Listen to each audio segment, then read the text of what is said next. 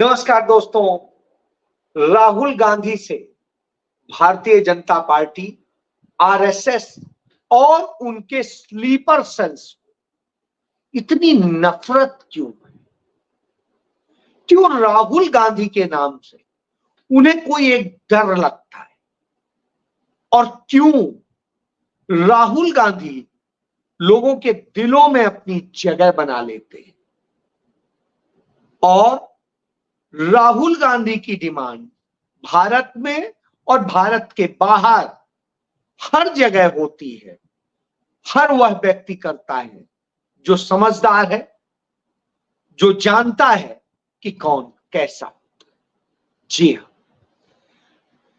मैं शुरुआत करूंगा कि भारतीय जनता पार्टी को राहुल गांधी से इतनी नफरत है कि उनके किसी भी बयान पर भारतीय जनता पार्टी के कार्यकर्ता, पदाधिकारी, तमाम मंत्री, तमाम विधायक, तमाम लोग, तमाम सारे इस देश के अंदर 2 दर्जन से अधिक उनके खिलाफ मुकदमा करा रखे हैं। एक मुकदमे में उनको सजा तक करवा रखी और ये सारे मुकदमे मानहानि से संबंधित हैं।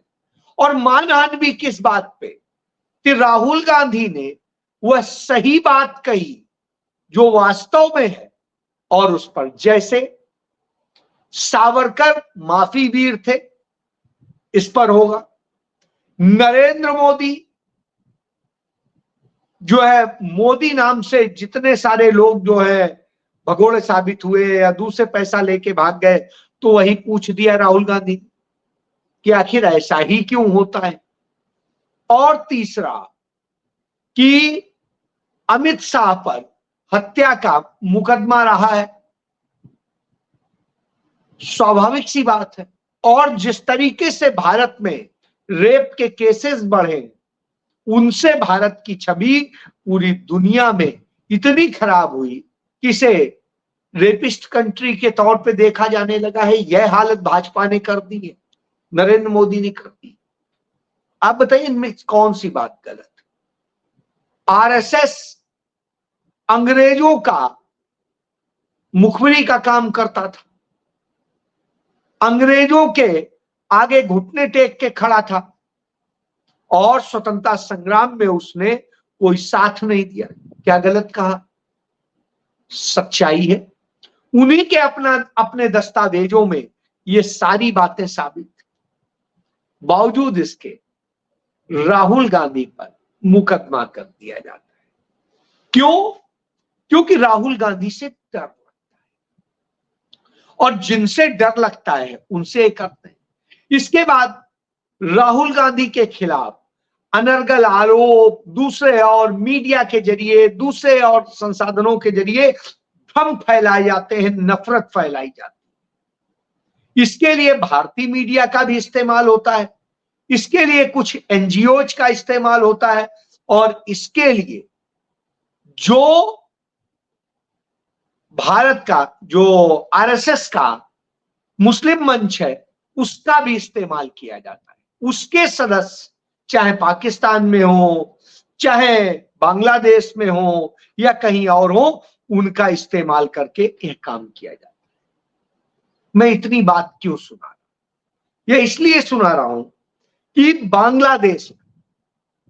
बांग्लादेश में ब्लिट्ज अखबार है, उस अखबार के संपादक हैं सलाउद्दीन शुएब, और सलाउद्दीन शुएब चौधरी ने एक झूठा लेख लिखा।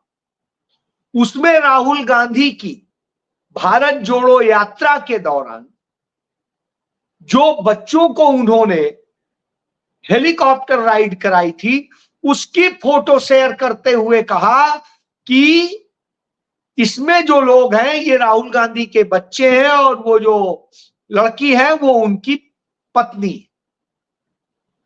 और इस तरह से उन्होंने कहानी बना दी। बहरहाल कोई बात नहीं, राहुल गांधी का कहना है कि इस पे क्या रिएक्ट करना, झूठ लोग बोलते रहते हैं, कुछ भी कहते रहते हैं, कहने दो। उन्होंने नहीं किया, उनका जिसको जो करना है करे। भारतीय जनता पार्टी के पूर्व राज्यसभा सदस्य सुब्रमण्यम स्वामी ने पहले 2019 में एक शिकायत दी कि राहुल गांधी भारत के नागरिक ही नहीं, और वह गृह मंत्रालय में दी। अमित शाह के गृह मंत्रालय कोई सबूत नहीं जुटा सका और उसने उसे बेकार की रद्दी की टोकरी में डाल दिया। तो वो हाईकोर्ट पहुंच गए कि राहुल गांधी भारत के नागरिक नहीं। अब यह भी बताने की किसी को जरूरत है कि वो भारत के नागरिक नहीं। उन्होंने भारत की नागरिकता कब छोड़ी, नंबर 1। नंबर 2, उन्होंने कब जो है कहीं दूसरे देश की नागरिकता ली, कहीं कोई सबूत नहीं, लेकिन फिर भी करना है। तो शोर मचा के उन्होंने ही वह मुकदमा कर रखा है जो नेशनल हेराल्ड केस का माना जाता है, जिसको लेके करप्शन कहते हैं, जाने क्या कहते हैं, आज तक कुछ निकाल नहीं पाए। 10 साल से अधिक हो गया, 11 साल हो गए, 12 साल। तो आप यह समझ सकते हैं। तो इस तरह से करते हैं। तो सलाउद्दीन शोएब चौधरी से इस तरह से लिखवाया गया। और उसके बाद में एक नफरत परोसने वाला जो लगातार सिर्फ नफरत परोसने का काम करता है, वो जयपुर डायलॉग्स के नाम से, जो एक पूरा जयपुर से संचालित होता है पूरा खेल, उसमें अदिति घोष नाम से एक पत्रकार के जरिए जिस तरीके से यूट्यूब और सब पे वो किया गया और उसको पूरा करके एक नफरत परोसी गए। उसमें कहा गया श्रीमती सोनिया गांधी जो है आईएसआई एजेंट है। खुद ही भारतीय जनता पार्टी के ही लोग कहते हैं पाकिस्तान के पास खिलाने के लिए पैसा नहीं है, पाकिस्तान भूखों मर जाएगा, पाकिस्तान ये है, पाकिस्तान वो है, लेकिन वो कहते हैं आईएसआई एजेंट है। भाई आईएसआई एजेंट है, तुरंत गिरफ्तार करो, छोड़ो मत, बिल्कुल मत छोड़ो। नहीं करेंगे और फिर बोलेंगे कि नहीं वो ईसाई धर्म का पालन करती हैं और ये करती हैं। उन्हें कभी भी किसी व्यक्ति ने हिंदुस्तान के भीतर किसी चर्च में जाकर के प्रेयर करते देखा है क्या? नहीं। कटसी कॉल में सभी धर्मों के लोगों से जैसे मिलना होता है नेता प्रतिपक्ष की हैसियत से, वो मिला करती थी। और जब वो यूपीए में सलाहकार परिषद की चेयरपर्सन थी तब मिलती थी, लेकिन उसके अलावा तो वो कहीं नहीं कुछ।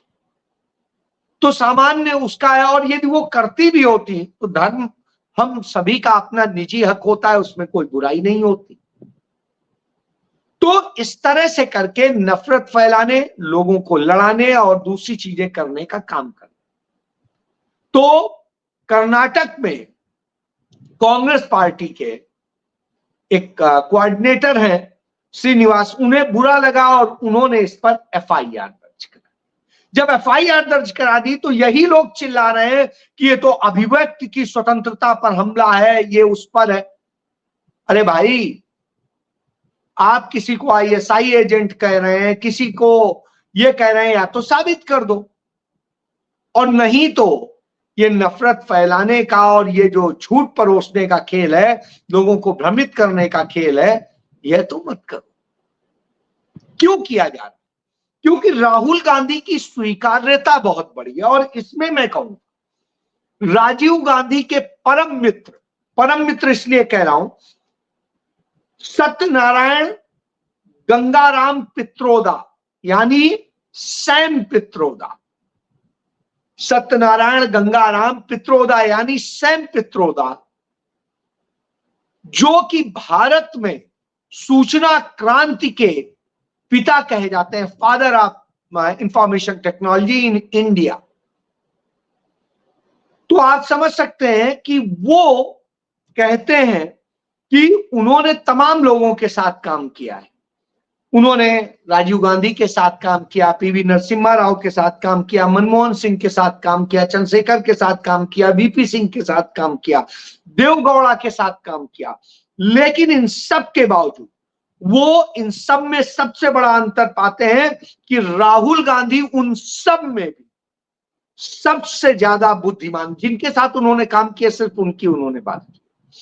तो राहुल गांधी उनमें सबसे ज्यादा बौद्धिक क्षमता के व्यक्ति हैं, सबसे ज्यादा विचारक यानी थिंकर है, और राजीव गांधी में जो काम करने की क्षमता ज्यादा थी, हालांकि राहुल गांधी में उतनी काम करने की क्षमता नहीं है, लेकिन राहुल गांधी की बुद्धिमत्ता उनमें से किसी से भी अधिक है।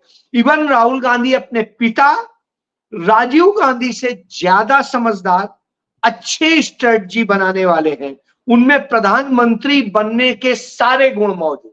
यह बात सैम पित्रोदा कहते हैं। अब जब सैम यह तुलना करते हैं तो स्वाभाविक सी बात है, जिस व्यक्ति ने माइन्यूटली तमाम सारे प्रधानमंत्रियों के साथ काम किया है, उससे बेहतर कौन जानेगा। आधा दर्जन प्रधानमंत्रियों के साथ उसने काम कर लिया और वह यह बात कह रहा है, और कहा इसीलिए मुझे अच्छा लगता है राहुल गांधी के साथ काम कर। तो राहुल गांधी अमेरिका जाने वाले हैं, वहां के थिंक टैंक से डिस्कस करेंगे। आप सोचिए ना, अमेरिका के थिंक टैंक से डिस्कस करना क्या नरेंद्र मोदी के बस की बात है? नहीं है, लेकिन राहुल गांधी करेंगे।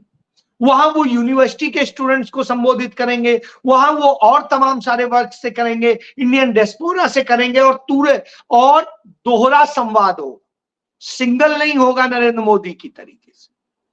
तो आप इससे समझ सकते हैं कि राहुल गांधी कितने विद्वान हैं। बहरहाल जब यह होता है तो भाजपा के लोग तकलीफ में आ जाते हैं, तो राहुल गांधी को सॉफ्ट टारगेट बनाने की कोशिश करते हैं। लेकिन अब राहुल गांधी वो राहुल गांधी नहीं है। अब देश की जनता जान चुकी है, भारत जोड़ो यात्रा और भारत जोड़ो न्याय यात्रा के दौरान, उनकी तमाम यात्राओं के द्वारा, जिसने 12,000 किलोमीटर के करीब करीब यात्राएं टोटल कर डाली, तो आप यह समझिए, तो वो जनता अब सीधे जानने लगी है राहुल गांधी, और उसी का नतीजा है कि आज जब राहुल गांधी जम्मू कश्मीर गए तो वहां की जनता राहुल गांधी के लिए पागल हुई थी, और राहुल गांधी ने भी एक लाइन में सिर्फ इतना कहा, आपके साथ हमारा क्या रिश्ता है मुझे बताने की जरूरत नहीं, आप भी जानते हैं, हम भी जानते हैं, इसलिए आपके हक दिलाना मेरी नैतिक जिम्मेदारी, आपके लिए करना मेरी जिम्मेदारी, और उस जिम्मेदारी का ही कि आपका जो प्यार मिल रहा है, जिस तरह से आप दिख रहे हैं, मैं कह सकता हूं कि इंडिया गठबंधन जम्मू कश्मीर में बहुत अच्छे ढंग से सरकार बनाने जा रहा है, पूरी ताकत से बनाने जा रहा है, और हम जम्मू कश्मीर के स्टेटहुड के लिए न सिर्फ लड़ेंगे बल्कि दिला के रहेंगे, चाहे जैसे। तो यह राहुल गांधी का जज्बा है, इस कारण से लोग प्यार करते। कौन ऐसे कहते? बाकी तो झूठ बोलते हैं, वायदे करते हैं।